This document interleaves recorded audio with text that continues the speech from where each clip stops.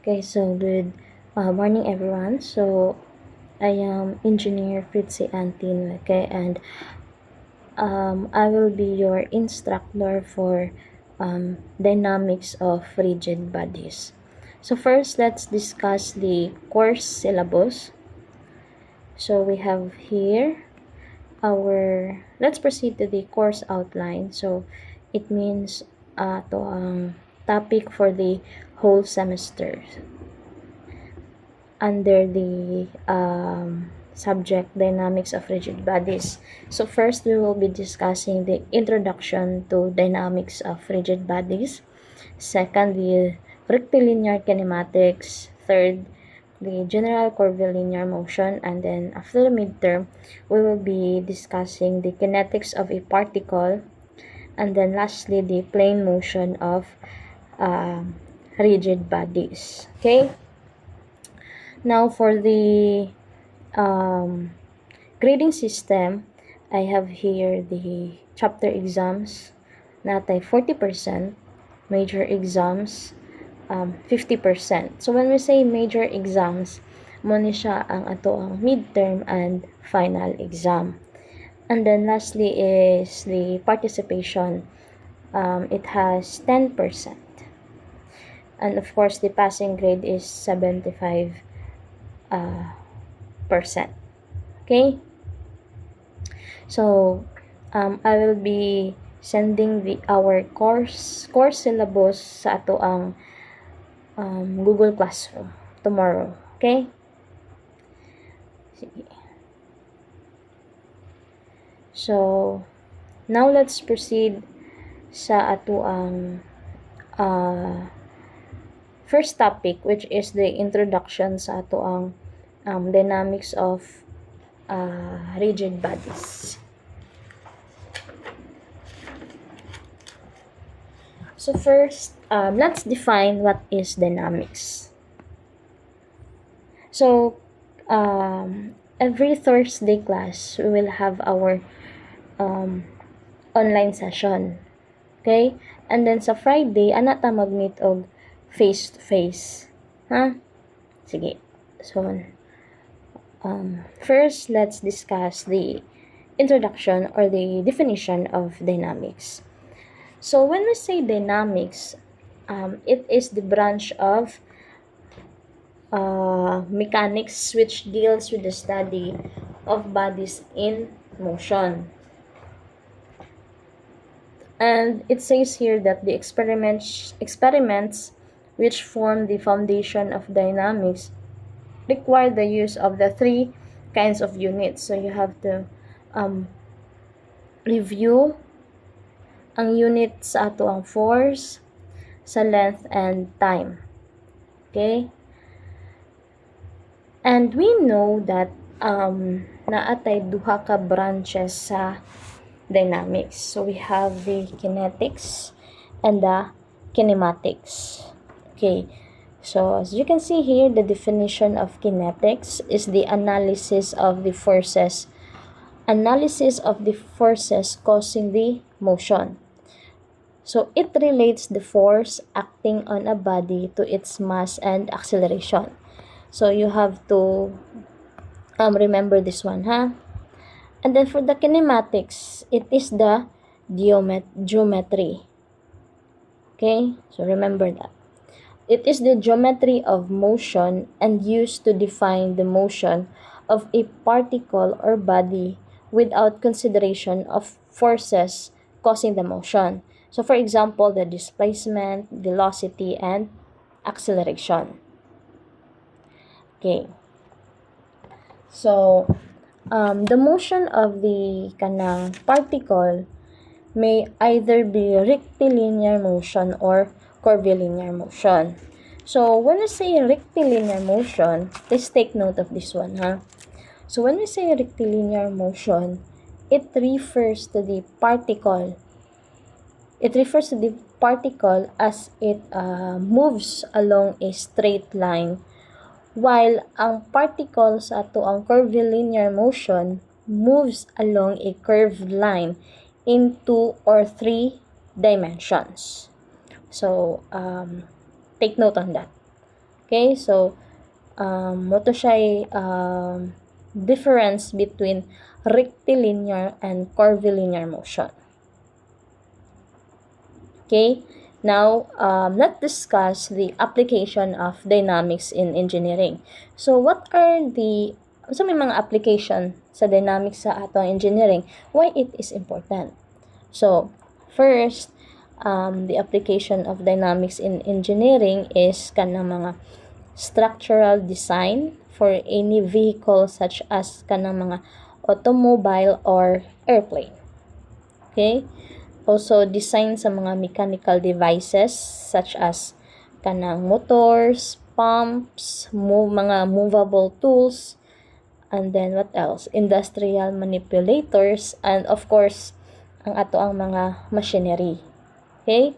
Also, dynamics in engineering apply sa mga predictions sa mga motions sa mga satellite.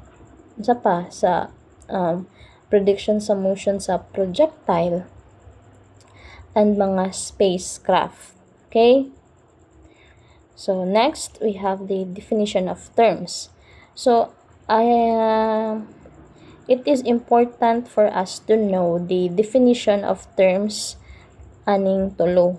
So, usa man ang body. So, when we say body sa for example, sample problem later on, it denotes a system particle which form an object of appreciable size. Okay? While ang atong particle, it usually denotes an object of point size. So, it has a mass, na siya mass, but negligible in size and shape because ang atoang particle, it denotes an object of point size. Okay?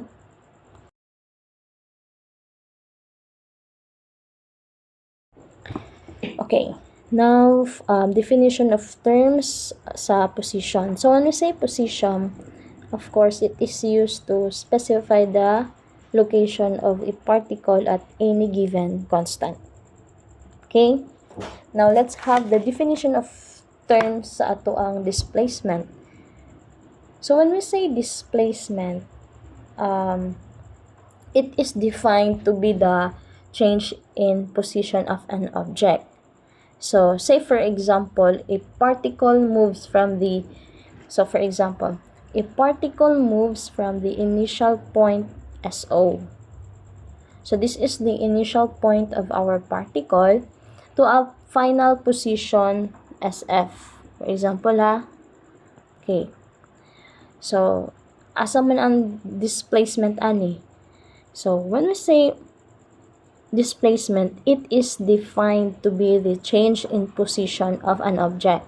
So, therefore, our displacement is this one.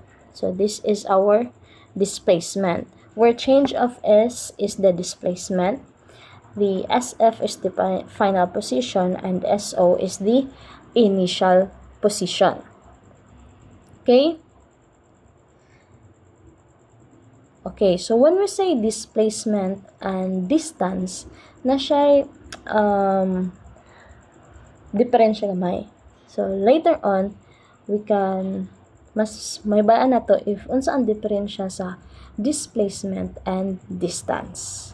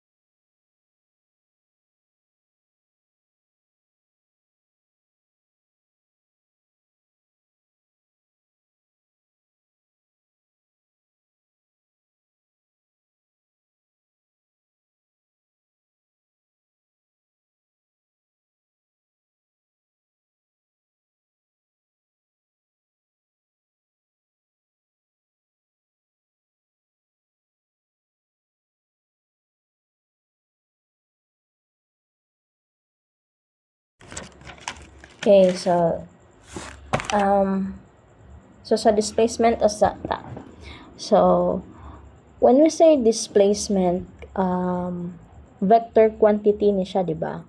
So if the final position SF is to the right of the initial position SO, therefore the displacement is positive. Likewise, if the final position SF is naa siya sa left side sa tong SO, then the displacement is negative. So you have to take note of that.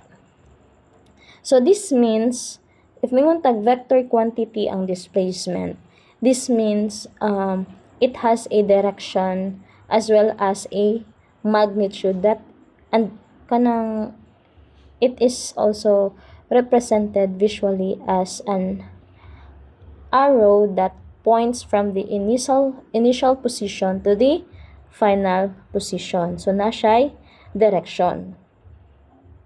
Okay? Aside sa direction, naasad siya'y magnitude. So moto siya ang, if ato ang SF is at the right side of our SO, then our displacement is positive. Otherwise, it is negative. Okay, now let's proceed to velocity. Okay, so wait. So the formula of our displacement is equal to SF minus SO. So this is the first formula na inyuhang timan-an. Okay, second, velocity. So when we say velocity, it is the speed at which something moves in one direction. And it is also defined as a vector measurement sa rate and direction sa ato ang motion. And its formula is just simply like this. V for velocity is equal to distance traveled over time it takes to complete the movement. So this is the second formula nga inyong i-memorize. So as simple as that.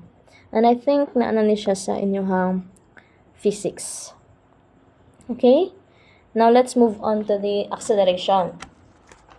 So when you say acceleration, it indicates kanang the rate of change of velocity.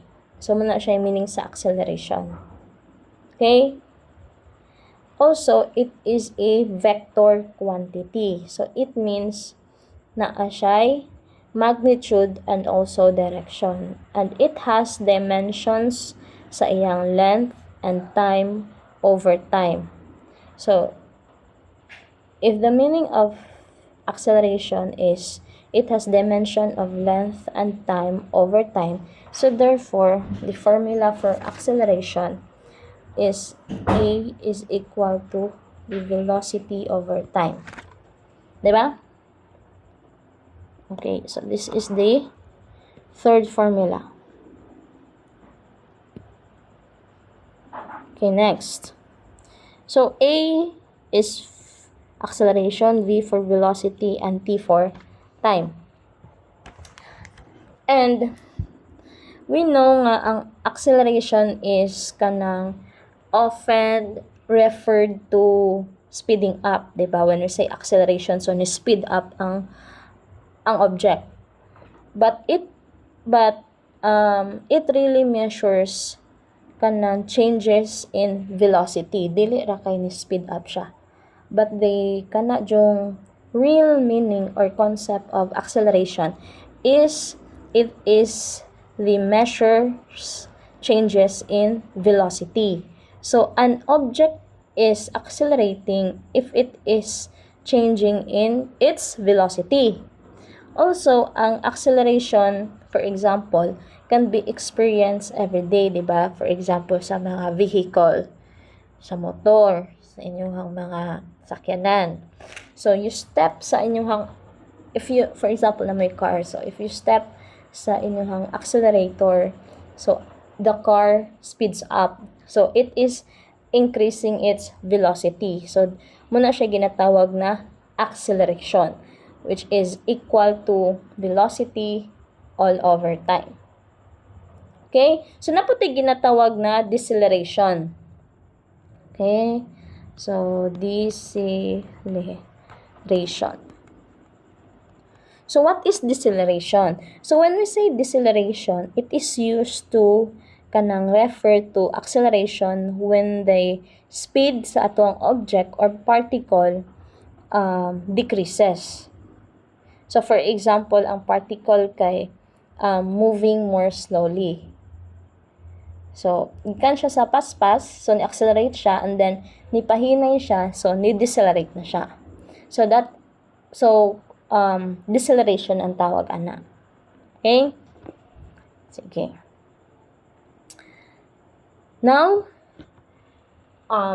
since we are done sa introduction sa atong dynamics of rigid bodies, now we can proceed sa our second topic, which is the rectilinear motion. Diba, we have two types of motion. We have the rectilinear and the curvilinear motion. So, under rectilinear, we have, naputay,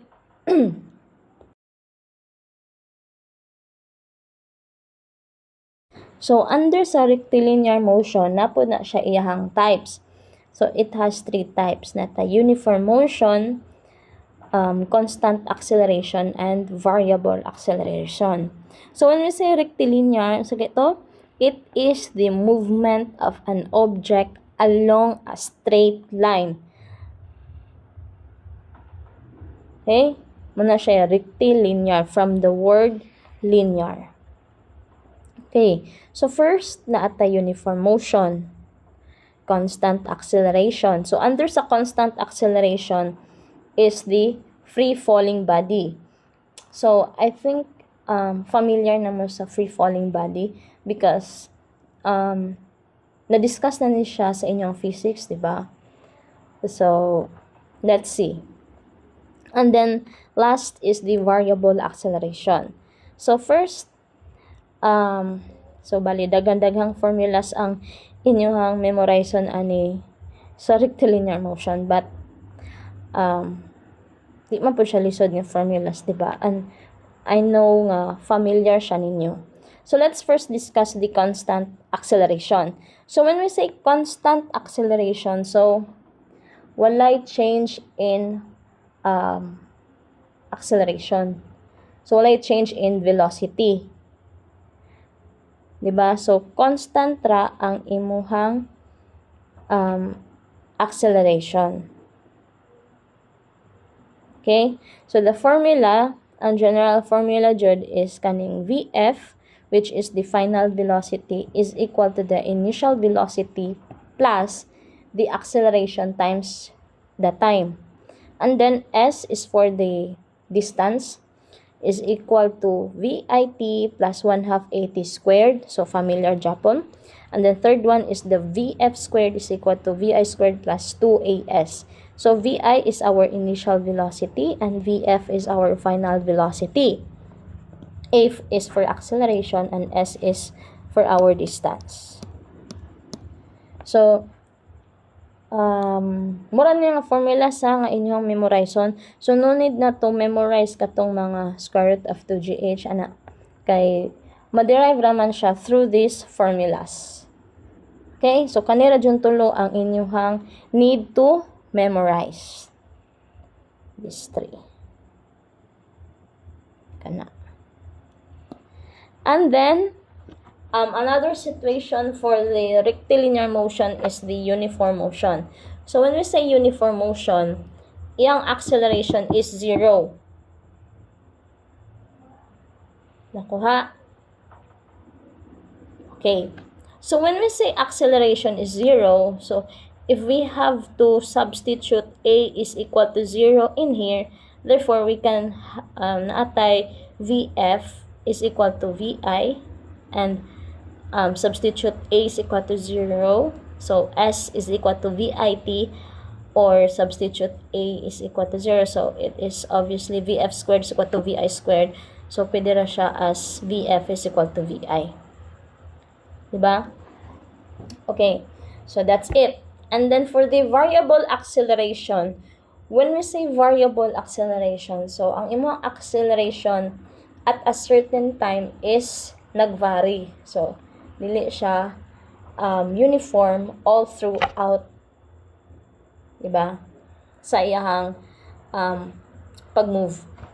So, all you need to do is to memorize this or just familiarize kaning 7 formulas here for variable acceleration. Okay? So, when we say variable acceleration class, nag-talk po niya siya, ay magamit na to tong inyong nahibalaan sa inyong calculus, differential and integral calculus. Okay, so I hope ma-review ninyo tong inyong integral and differential calculus. Okay. Now, let's proceed sa example. So, I will be giving 2 examples only para sa Friday, if ever makamit ko face-to-face.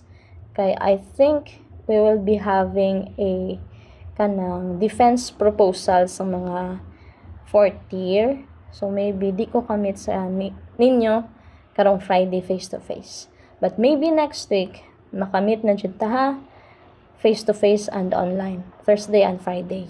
Okay? Sige. Now, let's proceed sa ato ang example number 1. So, our example number 1 states that a truck traveling along a straight road at speed of 20 km per hour. So, dapat kabalo na mo saan siya pagbasa klasa. So, kph is kilometer per hour. So, increase its speed to 120 km per hour in 15 seconds. So, sa may pasabot sa itong problem. So, bali, na daw truck nga nag-travel sa straight road nga iyahan daw initial speed is 20 kph. And then, nagkataas iyang speed to 120 kph in just 15 seconds. So, ang question sa problem is, what is the constant acceleration? So, atong unit is meter per s squared. And then, determine the total distance traveled in meters. Okay, so saan mo nato ni siya pag-answer? So, as you can see, class,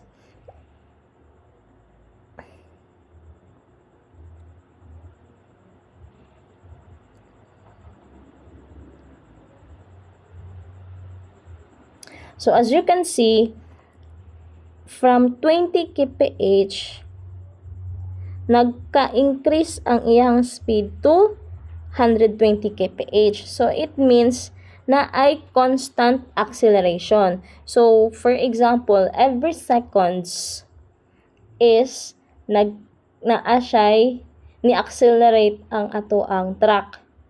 Until at 15 seconds, nahimo na siyang 120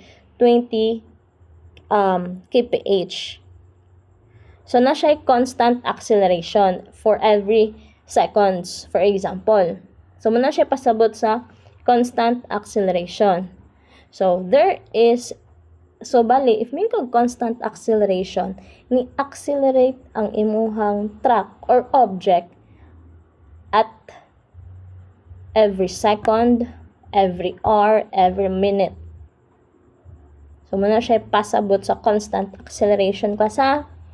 So, when we say uniform motion, it means imuhang speed is just the same all throughout. So, walay acceleration or wala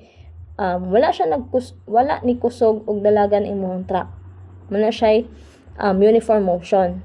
So, if 20 kph siya gasugod, so pagka 15 seconds, 20 kph siya Japon. So, muna siya imuhang uniform motion. So if it is uniform motion or the speed is the same all throughout sa pag-travel sa imong object, then your acceleration is 0. But since our problem, it's stated here that at 15 seconds, nahimo na siyang 120. So, unsa man ang formula? Is it constant acceleration, uniform motion, or variable acceleration? So, it is obviously a constant acceleration. So, ang gipangita dire is what is the constant acceleration? So, unsa daw iyang acceleration? Okay. So, bali, ang atoang given, so ato sa isulat ang given kasa. So, para mas dali siya isolve, ato sa isulat ang mga given. So, atong given here is our initial velocity, which is 20 km per hour. Okay, let's isulat. So, 20 km per hour. And I hope kanang if magkita na ta face to face na patay mga more problems ani, if mag board work ganita, please review kanang inyong mga kanang conversion sa kay there will be a lot of conversions nga mahitabo sa atong mga sample problems. Okay? So, I hope mag-review mo sa inyong saan pag-convert ang kilometer to meter, ang hour to seconds. Okay. So, sige ka na. And then, what else? So, given na po na to ato ang final velocity, which is 120 kph. Okay? Ito na lang i-complete ni. Okay. Oops. Kilometer per hour. Okay. So, what else? So, our time. So, pila tong time? 15 seconds. Okay. So, since we have VF, VI, and T, ato ta sa ato ang constant acceleration. So, natay VF, VI, and T. Ang atong gipangita is ato ang A. So, therefore, we can use the formula number 1. So, we have VF is equal to VI plus AT. Okay, and then remember, nga gipangita sa problem is meter per S squared. So, muna siya gipangita sa problem class. So, man na ato siya. So, of course, we have to convert kilometer to meters and then R to seconds.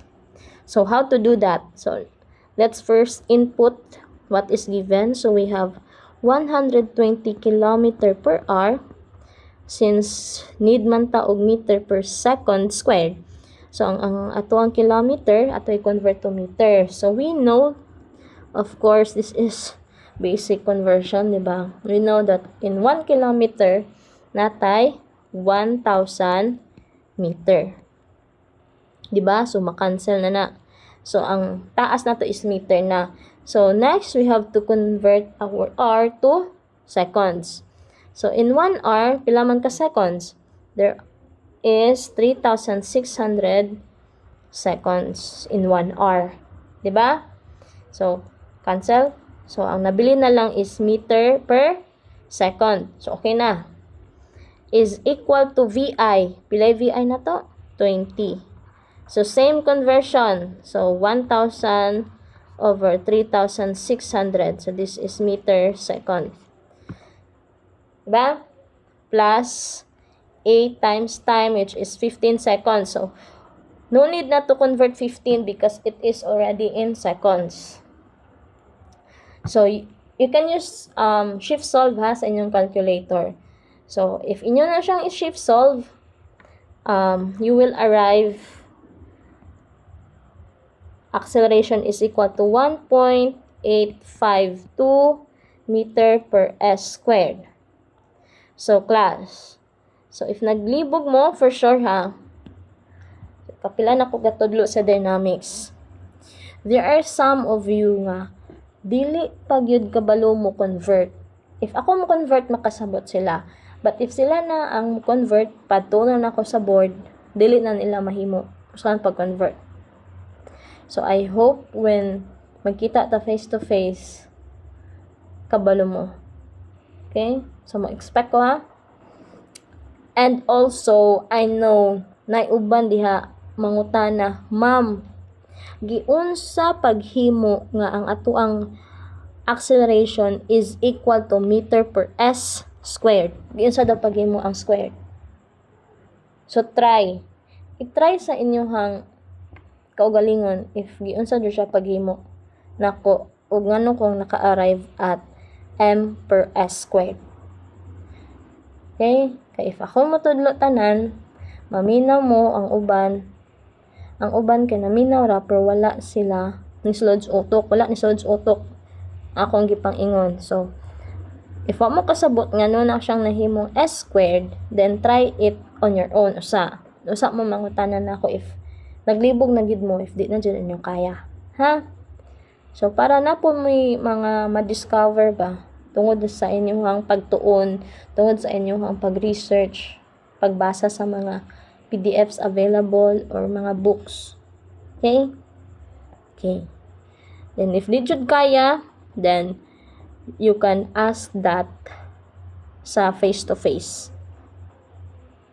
Okay? Sige. So, that is for letter A. So, our answer for letter A is 1.852 meters per s squared. Kuha? Sige. So, for letter B, So, for letter B class, determine the total distance traveled. So, if distance ang gihisgutan, distance, so, question mark na to ang distance. So, pwede ni kani, nanatani. So, pwede ta makagamit sa ato ang formula sa 2 and 3. Okay, so let's try first the formula number 2. Sige, number 2 usa. Okay, so S is equal to VIT plus 1/2 AT squared. Okay, so distance. So our VI is meters man na. So, kaya ato na po siyang i-convert. So, 20 convert to meter per seconds na lang. Okay?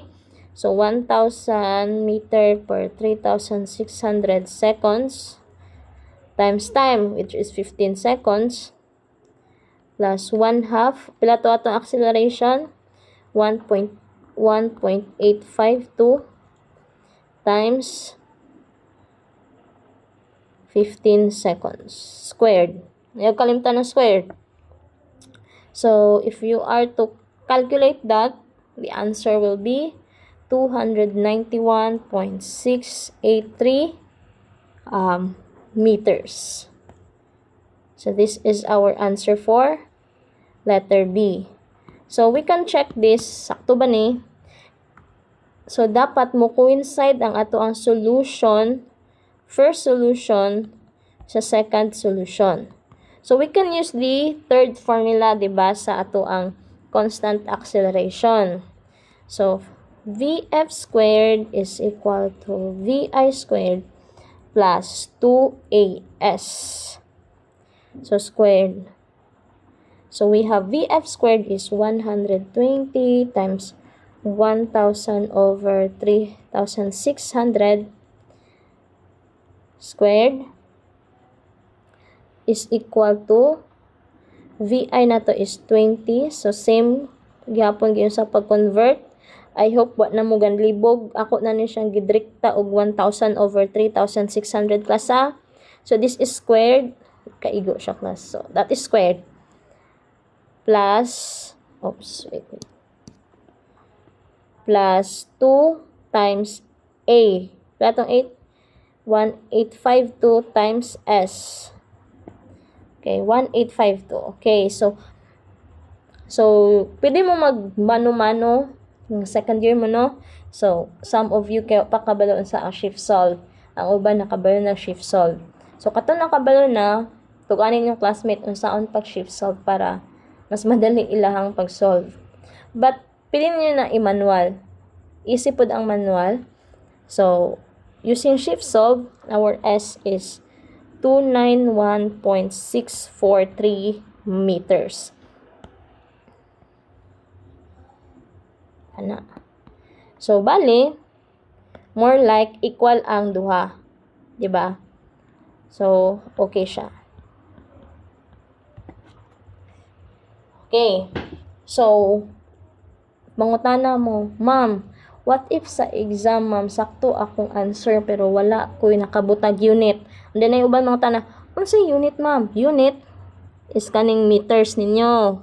Ang apelyido sa inyong answer.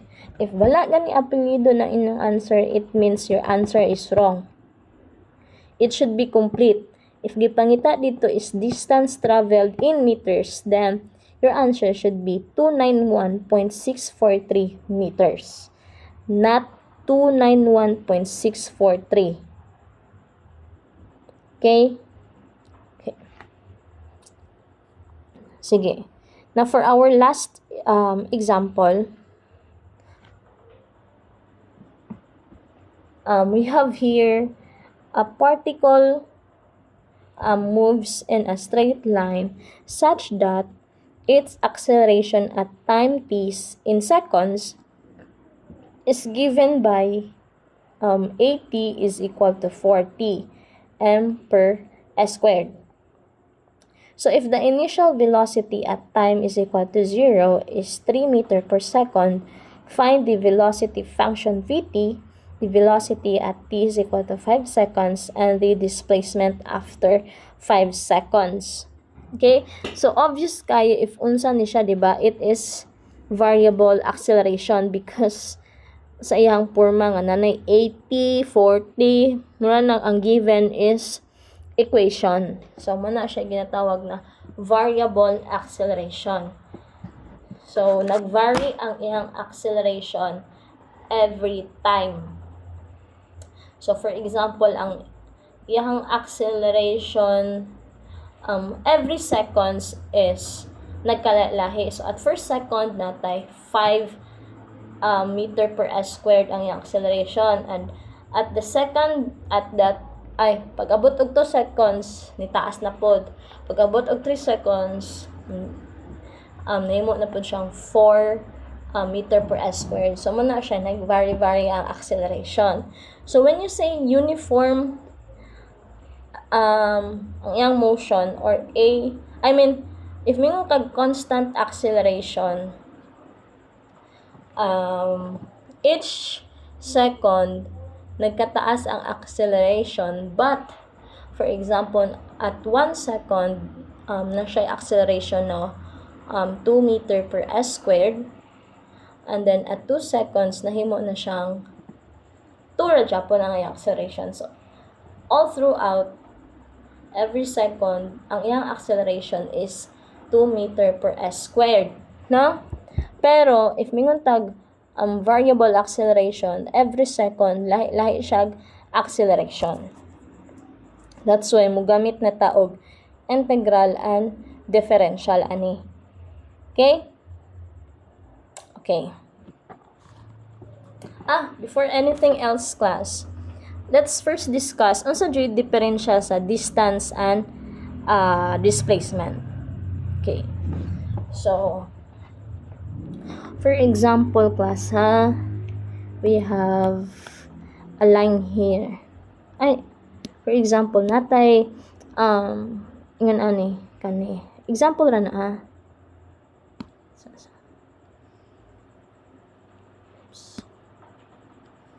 Example kani, class. So na sa jud kay nangangapa pa jud ko ni, class. Okay, so for example, kani siya, kana. So we have, this is our, so muna siya atong point A and point B. No? So for example, ang atoang car kay nag-travel from point A to point B. So, therefore, kani siya is our distance. So, when you say distance class, muna siya ang total distance traveled. Total distance traveled. Kuha ninyo? So, muna siya total distance traveled. Pero if mingon tag displacement, unsa man ang meaning sa displacement gani?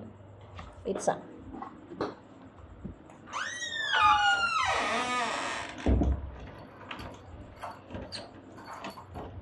Okay, unsa may meaning sa displacement? So when you say displacement, it is the distance from initial to final point. So distance from initial to final point. So therefore, kanang green na part is our displacement. Kuha ninyo? Okay. So for example, kay daghang maglabog ani. So for example, straight line sa taha.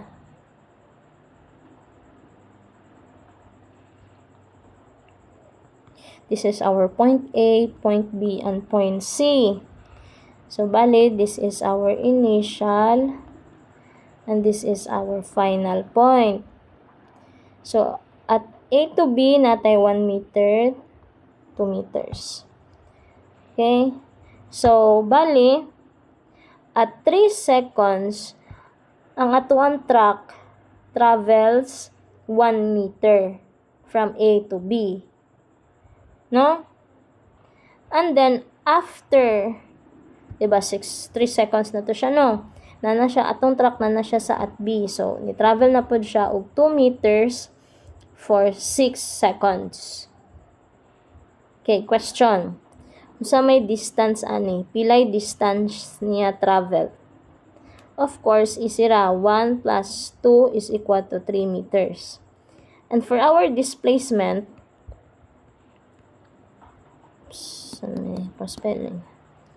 for our displacement, sa meaning sa displacement? From initial to final point. So, therefore, easy lang. It is 3 meters. Diba? Okay. But how about this one?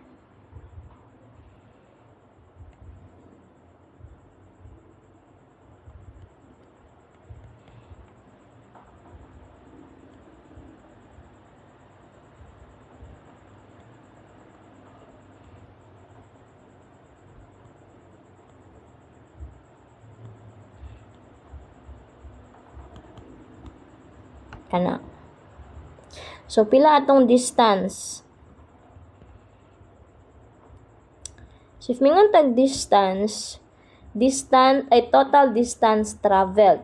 So, pila may total distance traveled? 2 plus 0.5 is 2.5.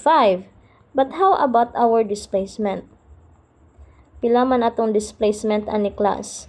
So, unsa gani balik ang displacement? It is the distance from our initial to final. So, bali, distansya sa ato ang A, then C. So, this is our displacement. So, unsa man ni siya? Pila man na?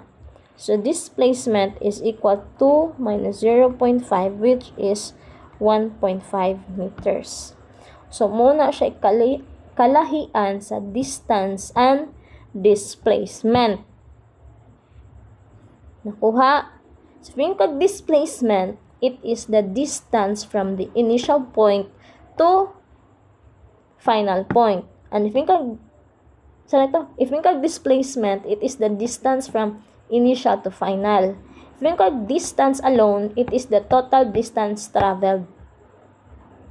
Kuha? Okay. Okay, now let me erase this one.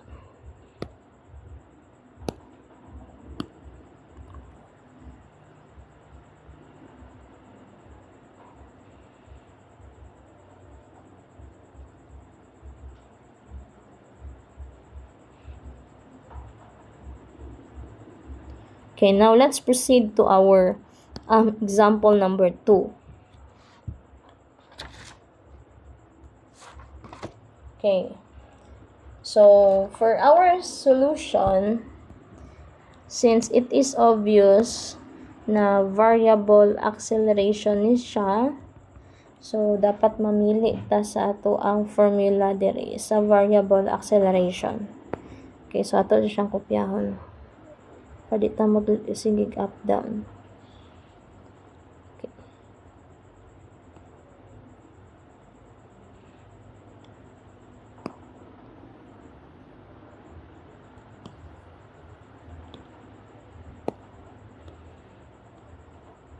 Sige. Okay, so ang gipangita is ang velocity function Vt. So ang atong given is 80 man. 80 is equal to 40. And ang initial velocity niya nga 3 meter per second if t is equal to 0. Okay, so saan mo na ito pagkuha ang velocity function Vt class? So, according sa itong formula number 3, we know that Vt is equal to the integral of our 80 dt. Ba? So, bali, mag-integrate ta sa ato ang 80 in order for us to get our Vt. Okay, so the integral of 80, which is 40 dt. So, kana. So, bali na siya integral and kanang differential, derivation nga involved. Okay. So, for our Vt, so atong integrate ang ato ang 40. So, I hope nakatimaan ta mo klasa. So, we know nga ang integral of x and dx. For example ha, pwede mo malimot. So, natay xn plus 1 all over n plus 1 and then plus c. So, di kalimtan ang c, basta integral na. And then, sa ato ang derivative. So, muna siya ang murag magbalik-balik jud. Kanira siya, kaning duha. Pero, I suggest na review jud mo sa inyo ang mga integral and kanang pag-derive na mga formula sa calculus. So, this is n minus 1. Okay, so, integral. So, 40 man na. So, we have, so, manin na to. So, we have atong constant, ato ipadaplin. 40 n is 1 plus 1 over 1 plus 1 plus c. So, since ni dynamics naman mo, it means kabalo na mo calculus. So, di na po dagay ta magbalik sa calculus klasa. So, it is your job to review your integral and tundo ka calculus ninyo. Okay? Differential calculus. Okay. So, we know now na tayo Vt is equal to 40 squared over 2 plus c. So, simplify na to. Natay 2t squared plus c. Okay. So, pasig magpanik mo, muna na siya answer. Ang answer nga sa gipangita ni ma'am nga velocity function is Vt is equal to 2t squared plus c. But, what is the value of our c? Muna po na question. No? So, dapat kompleto. Dapat na may value sa inyong C. So, how to get the value of our C? So, as you can see here, class, sa ito ang given, natay given na ang initial velocity daw at time 0 is 3 meter per second. So, ang initial velocity, ang velocity daw if time is 0 is 3 meter kana. Diba? So, ningon man siya nga, if t is 0, then the velocity is 3 meter per second. So, this is our 3 This is 0 plus c. So therefore, c is equal to 3.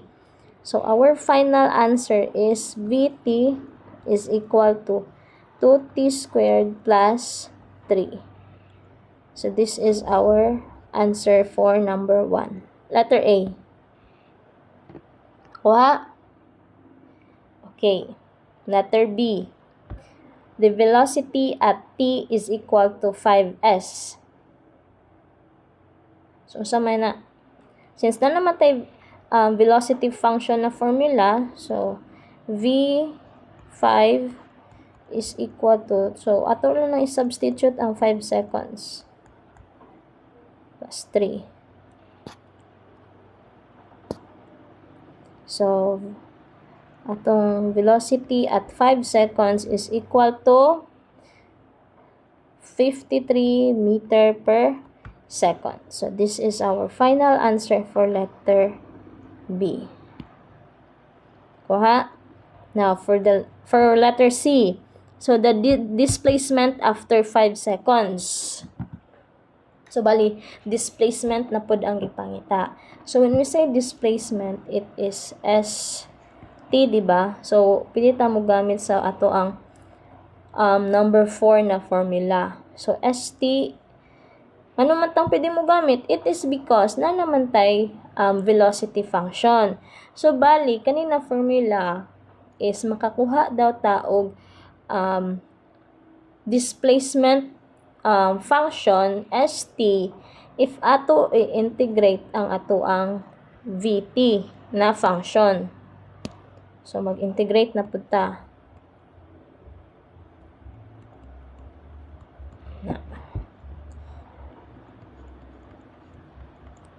So, integral of 2t squared plus 3 dt. So, I hope class magdirekta-direkta na ko og integrate. I hope makasunod mo. So, review your integration, ha? So, kani siya, mahimo na ni siya 2t, 2 plus 1 over 2 plus 1 plus 3t. Diba? Plus c.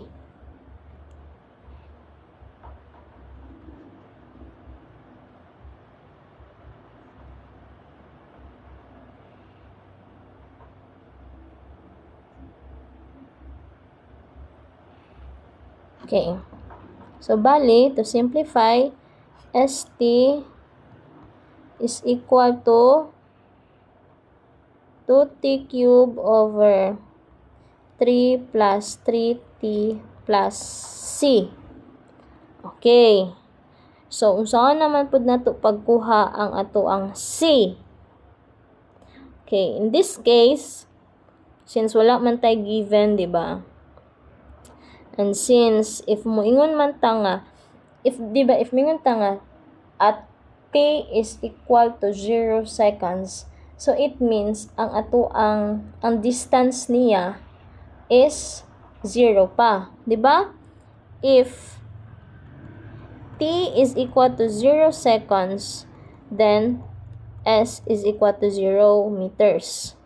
Or any unit of the distance, no? Okay, so muna itong i-assume. So, if t is equal to 0 seconds and s is equal to 0 meters, therefore, c is equal to 0.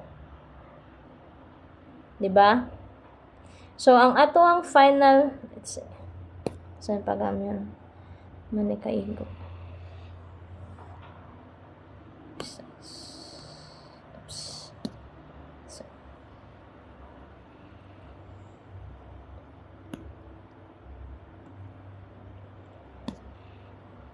Basa.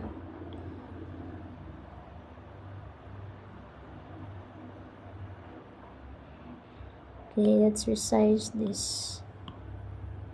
Kana. No? So, therefore, our final function st is equal to 2t cubed over 3 plus 3t. Okay, so ang gipangita niya is displacement at 5 seconds. So, S5 is equal to, substitutan na to nag 2 times 5 cube over 3 plus 3 times 5. So, our distance or displacement after 5 seconds is equal to, pila man? Sige, calculate ninyo. We have 333 meters. So, this is our final answer. Oops.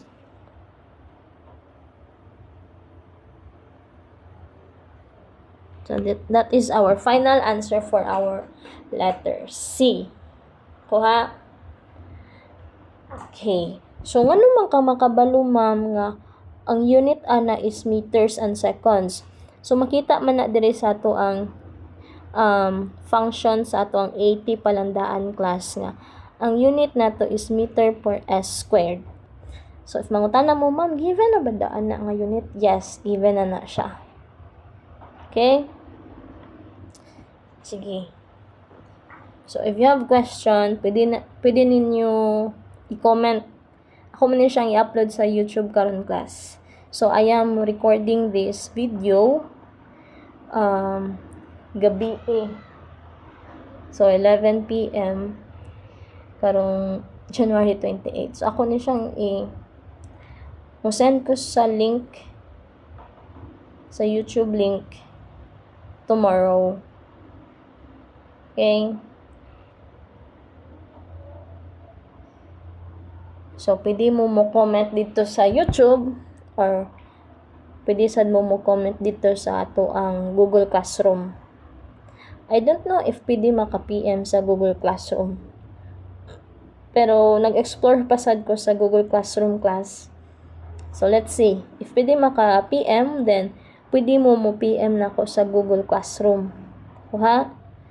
Or, if maulaw mo, di mo ka-PM, and then di man ta magkita Friday, pwede mo message sa ako ang account na, Facebook account na RCE Lecturer FATN.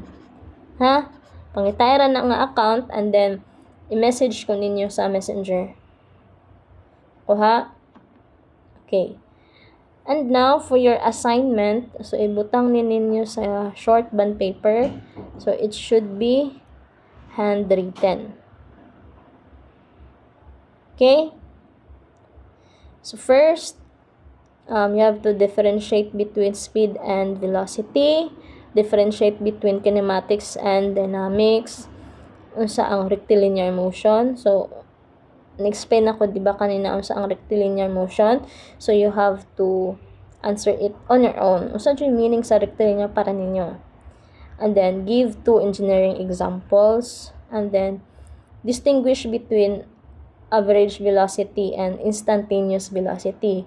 So, unsa diferensya nila sa average and the instantaneous. What is the meaning of instantaneous velocity?